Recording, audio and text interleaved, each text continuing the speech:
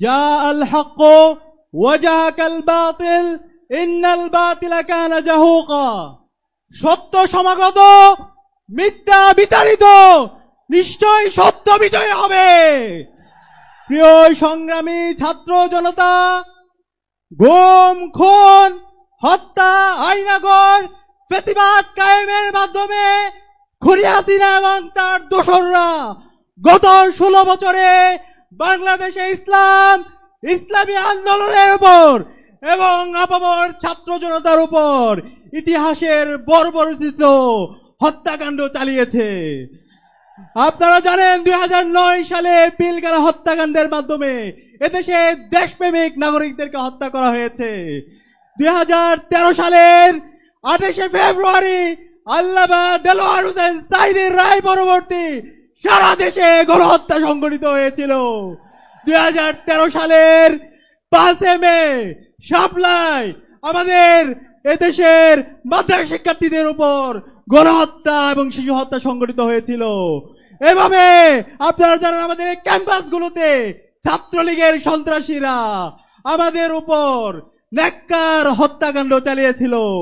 আগ্রাসনের বিরুদ্ধে, আধিপত্যবাদের বিরুদ্ধে কথা বলতে গিয়ে বুয়েটের মেধাবী শিক্ষার্থী আমাদের ভাই আবরার পাল শহীদ হয়েছে। এভাবে গত 16 বছরে আমাদের নেতৃবৃন্দকে আধিপত্যবাদের বিরুদ্ধে কথা বলার কারণে, আগ্রাসনের বিরুদ্ধে কথা বলার কারণে শহীদ করা হয়েছে। আজকের এই প্রোগ্রামের জাতীয় সমাবেশের শুরুতে গভীর শ্রদ্ধার সাথে আধিপত্যবাদের বিরুদ্ধে, আগ্রাসনের বিরুদ্ধে সকল শহীদদের শ্রদ্ধার সাথে স্মরণ করছি। সাথে সাথে জুলাই বিপ্লবের আবু সাঈদ, ওয়াসিম, শান্ত থেকে শুরু করে শহীদ আলী রায়হান 2000-এর অধিক যে সমস্ত ভাই বোন শহীদ হয়েছে, সকল শহীদদেরকে শ্রদ্ধার সাথে স্মরণ করছি। আল্লাহ পাক সুবহানাহু ওয়া তাআলা সকল শহীদদের জান্নাতুল ফেরদৌসের মেহমান হিসেবে কবুল করুক, আল্লাহুম্মা আমিন। আমিন। প্রিয় উপস্থিতি, আপনাদেরকে অনুরোধ করব আজকের এই জাতীয় সমাবেশ থেকে আমাদেরকে বাংলাদেশ প্রশ্নে ঐক্যবদ্ধ হইতে হবে। দেশের স্বাধীনতা, সার্বভৌমত্ব, অখণ্ডতার প্রশ্নে, বৈষম্যহীন বাংলাদেশ বিনির্মাণ করার প্রশ্নে আমাদেরকে ঐক্যবদ্ধভাবে কাজ করে যেতে হবে।